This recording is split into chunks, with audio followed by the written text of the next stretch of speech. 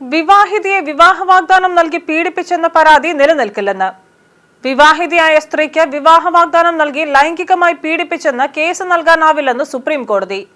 യഥാർത്ഥ ബലാത്സംഗ കേസുകൾ തിരിച്ചറിയാൻ കോടതികൾ ജാഗ്രത പാലിക്കണമെന്നും സുപ്രീം കോടതി ആവശ്യപ്പെട്ടു.